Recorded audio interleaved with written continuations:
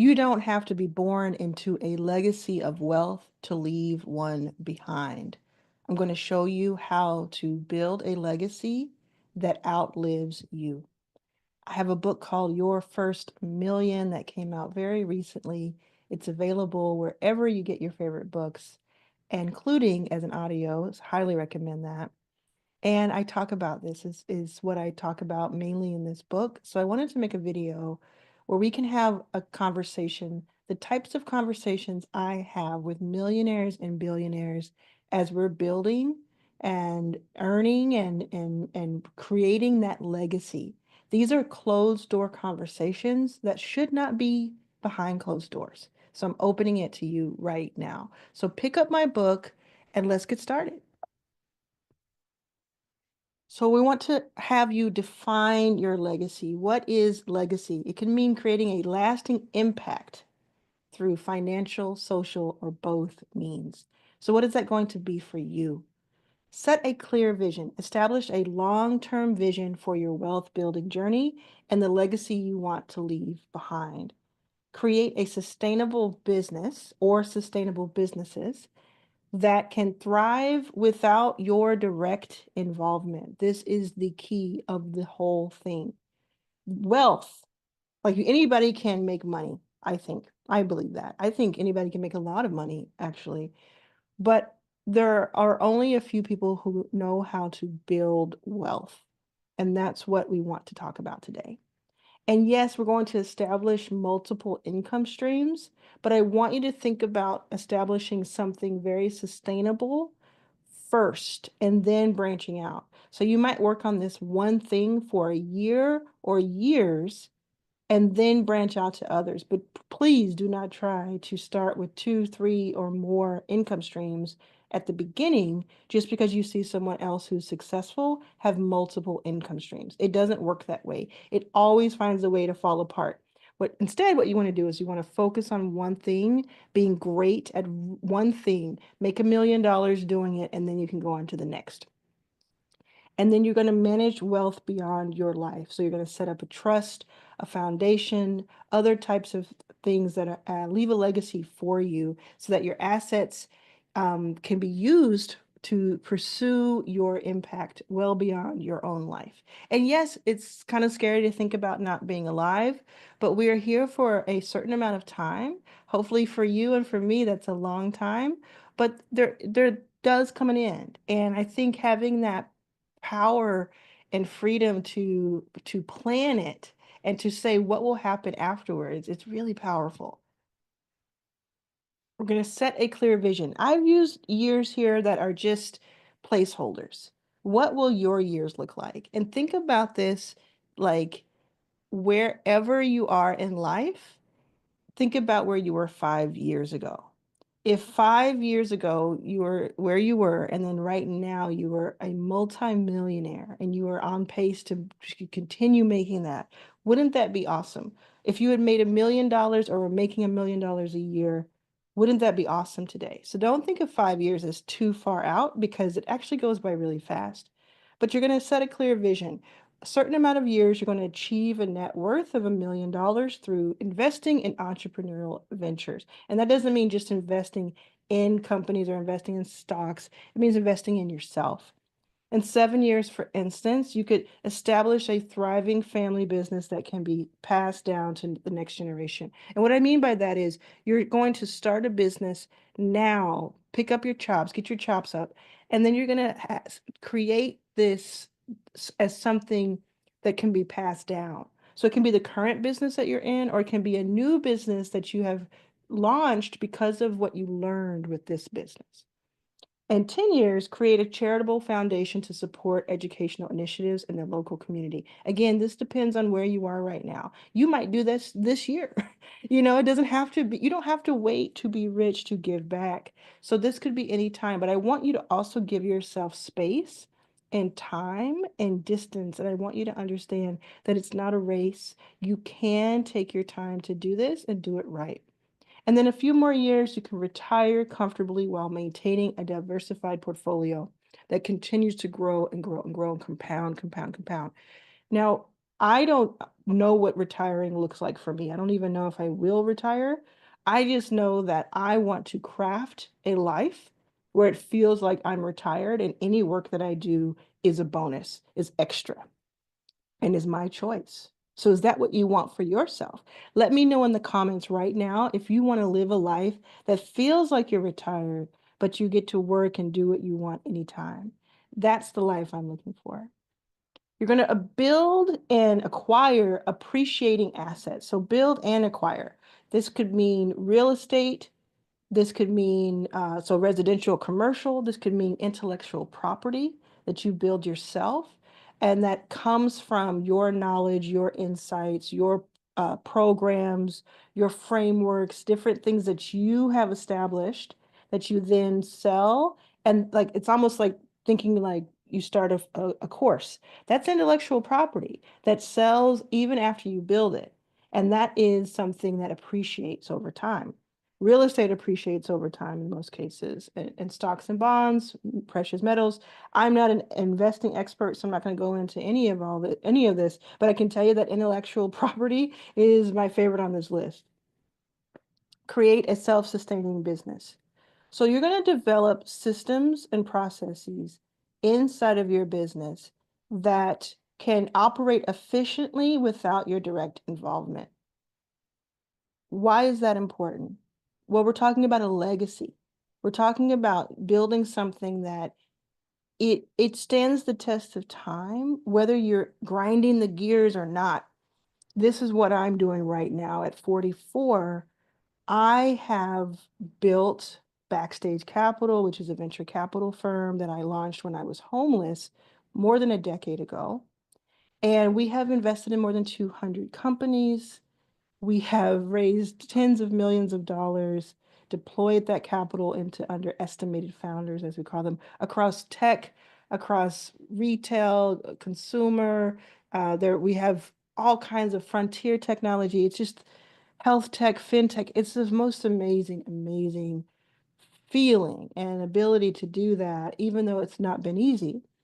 And I've always thought, and I've said this for years, that Backstage needs to be able to live even without me, spinning the wheels constantly every day. And so very recently, I made the announcement that I'm stepping down as managing partner of Backstage from the day-to-day work, and that I'm now leading the advisory board. And there are other people partnered with us and other members of my team who are now taking it to its next level. So I bring in opportunities for us, but I do not work day to day. I do not get into the weeds. I have built a legacy at Backstage that allows Backstage itself to have legacy.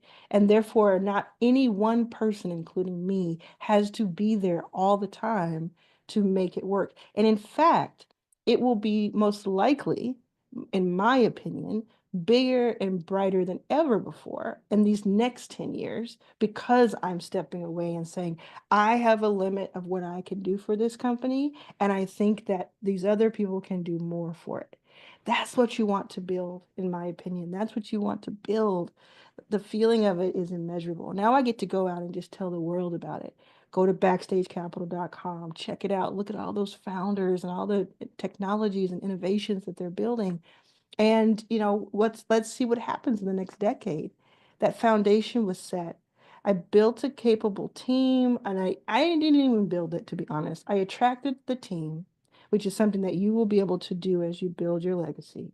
I attracted the team, and the team built itself. The team has taken it to the next level.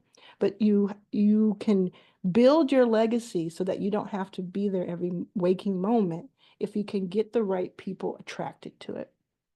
And then we establish clear roles and responsibilities. Everybody knows what they're doing, what their role is, what their benefits are, and there are systems in place. I'm not the best at this. Other people have done really great jobs of this. This is why you want to have really amazing people around you who love doing this type of thing and are good at it. And that's what I've done. And there are systems in place. There's all kinds of behind the scenes stuff. It takes a lot to run a $30 million venture fund. It takes a lot to do that. And then you're going to foster a culture of ownership and accountability where employees, partners, etc., feel empowered to take ownership of their work and are held accountable for their actions. Encourage problem solving, critical thinking, and shared sense of responsibility for the business's success. I've had multiple businesses in my life, and I've learned all of this the hard way, all of this the hard way. So I'm trying to save you some time and some heartache because this stuff ain't easy. But if you know it ahead of time, instead of having to guess and find out after everything has gone down, then you can maybe see around corners and do a better job than I ever did. This is the type of thing that you should take a snapshot of this, study it. Don't just watch this video one time and leave it. Use this as if you paid thousands of dollars to come to a workshop with me. I'm going to invest in the next generation. Again, we're not talking just about building a business, we're talking about building legacy. And one of the cool things you get to do is you get to invest in the next generation. Now, I also like to invest in previous generations because they invested so much in me. But think about what you could do. And again, these are conversations that I have with millionaires and billionaires all the time. This is the conversation we have is what kind of scholarships we're going to do? What are we going to, what foundations are we building? Provide educational opportunities. So you can invest in quality education for your children and for others. So funding to tuition, enrichment programs, or scholarships to help them reach their full potential. I don't have kids, but I have nieces and nephews, and we're always thinking about what does each person want to do next? What kind of human will they become, and how can I help with that? Support community learning initiatives, contribute to local schools, libraries, and community centers that offer educational resources, skill building workshops for people of all ages. Love, love, love the thinking about, like I said, not just future generations, but previous generations. I do a lot there. Sponsor internships and apprenticeships. We have an entire apprenticeship program at Backstage Capital that I launched in 2021, and we've graduated 63 people from all walks of life. And it's just beautiful. It's just a really fulfilling feeling to be able to do things like that. Establish scholarships and grants. Now, I want to talk to you about this. I'm not just putting this on a slide and putting it on YouTube and saying, hey, go do this. This is how you do it. I read about it. I've done it. Take a look at this. So this is just a little bit of what I've done when it comes to scholarships. I established the first scholarship at Oxford University, the oldest university in the world. I established the first scholarship for a Black student undergrad, 4 years, including stipend for living expenses. And we've taken 3 students through that. Established with my mother a scholarship at Dillard University, which is where she graduated, and it's a HBCU in New Orleans. Same thing, full ride, 4-year scholarship, including living expenses, because I didn't have that, and that's what I wanted to put out into the world. I also, when the pandemic started in 2020, I made it possible for $1 million worth of my programming to go to displaced college students and some high school students. So if people signed up with their college email address, they got free access to hundreds of dollars of education, and we had thousands of students sign up, and it was really, really awesome during that time. It was helpful during that time. I've also put a Black woman pilot through her schooling along with her mother. Her mother matched. I put her through. She's now flying for a major commercial airline in the UK. I just put someone through University of Texas. Talk about that more soon. Put someone through Harvard Business Law, a Black man, because I wanted to see more Black men lawyers protecting the rights of other Black men.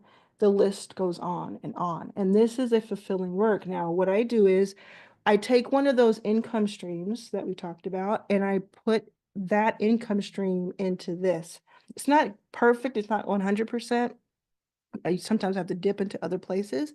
But what I decided when I got my first book deal was that my publishing money would go to scholarship. But this is something that you get to do and establish. And this is just the beginning of it. I'm just in my early 40s. So over time, imagine the multiple people that will go through these programs. You can do this, by the way. Let me know in the comments if this is something that's interesting to you. If you got excited with that screen, you want to do something like that, you can do this. Just start where you are. If you give somebody $500 to get books, if you give somebody $10,000 to have their, first semester, if you teach someone something, if you give away some of your courses for free to certain students, like you can do this. You can do this. And I want you to also formalize your legacy plan. So you can start a trust or a foundation, which again, I've started a foundation as well, a personal foundation. We also now have a foundation at Backstage Capital.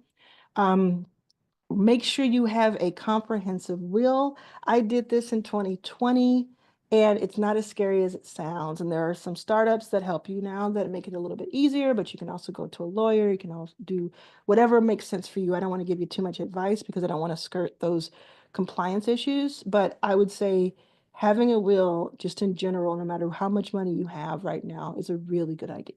Because not only are you saying where you want your money to go, if you have any, you're saying this is how I want things to be. This is who I want to get this percentage of what I have. If you have any kind of book deals or any kind of residual payments, this is where I want that to go. This is how I want my funeral to be. This is how much I want spent on my funeral, right? Like there are things that you can have control over. Establish an estate plan that's the same in the same vein when it comes to it. And what you're going to do is you're going to establish it once, and then you're going to do it every few years as your circumstances change and evolve. And protect your assets. Protect your ass and protect your assets. Plan for succession at this family business that you just launched or at the business that you have that doesn't have family. You're going to establish a business succession plan. So you want to make sure that your business has a plan in place to identify the next generation of leaders who can continue your vision. That may be your child, or it may be someone who you're just mentoring, older than you, younger than you, but you want to have options for if anything happens, or if you just want to do what I did and kind of go live another life and go kind of live life fuller and not be bogged down by the day to day. And hey, I'm going to hand off my baby to college and see it graduate. Transition asset ownership. So develop a plan to gradually transfer your ownership of your assets to your heirs. This is something else I'm doing. So I won't get into too much detail, but I have some of that going to my mother, to my brother, to my wife, to my people who are younger, different children, different nonprofits. Like there's all kinds of stuff where I'm like, I don't need everything. I need enough to feel safe. That is my goal. I want enough to feel safe. I don't want to be constantly giving out capital as I make it, as fast as I make it, which is what I currently do. I went from being poor and homeless to having and making millions of dollars. Then I poured it back into everything else, and now I'm in my era of I'm going to establish like wealth. I'm going to establish further. Now, I also have assets that I own that are in the tens of millions of dollars. So there's cash wealth and there's asset wealth, and asset wealth is really, really, really powerful. And then teach financial literacy. Pass on your information that you're getting and your financial acumen to your children or community members or both. Give them the knowledge. So you're learning this. Pass this on to someone else you want to know this. Or take what you know, take your notes from this and other videos, and go talk to your children. Go talk to your sister. Go talk to your mom and your dad. Have these conversations. I don't know everything. I'm certainly not well versed in all of this. I just like kind of figure it out as I go, and I learn from other people, and I watch what rich people are doing. And I'm like, let me see what they're doing because they got the memo and I don't think I got the memo, right? But you have the memo. You have the information at your fingertips. And you're going to adapt, and you're going to most importantly celebrate. So, let's go through this. Very important. You're going to review your legacy plan and financial strategies as your life circumstances change. So you're not, everything is not just, remember I told you in the will and estate planning, it's not just one and done. You're going to review it. You're going to have like, you could have like a yearly review or whatever kind of pace feels right for you. You're going to do that. Then you're going to adjust and adapt your goals, timelines, and investment allocations to align with your evolving vision. This is a vision of yours. We started on the very first slide or the second slide talking about what is your vision for legacy? What do you want your legacy to mean? It's like write your own headlines, right? Like the 30-day challenge that we've been doing. What do you want your legacy to be? That you did what? And so it's your vision, and it's okay if your vision changes or if your vision evolves. You're going to seek guidance from trusted advisors to ensure your plans remain optimized and impactful. This means people that you pay, like lawyers and accountants and consultants. It also means people you don't know, who are your mentors on YouTube. And it also means friends and family, maybe people who have gone through this before or are going through it. You're going to put together that group. Stop saying you don't know how to do things. With the technology and the access that we have today, you can learn. And it's scary and it's overwhelming and it's big and it's all these things, but we're going to learn it together. Create milestones that mark your progress towards your long-term legacy, such as reaching financial targets or making meaningful contributions. Don't just do this stuff. Like when I did the different scholarships I talked about, I'd buy myself purple shoes because I love purple shoes. So I'd buy myself purple shoes to kind of mark the occasion and say, okay, I gave $50,000 to someone's education. I'm going to spend $500 on myself to buy these shoes, and I'm not going to be upset about it at all. I'm not going to apologize for it, and I'm not going to say I'm not bragging. I'm bragging, right? Because that's what we need to do. This is life, that you're living the life now. Live your life today. Share your successes and learnings with your family, community, or the next generation to inspire and motivate and change or to end. Share it with everybody. I made a call to somebody who's a millionaire friend of mine, and I said, you need to brag more on YouTube. I want to see you brag more because it inspires.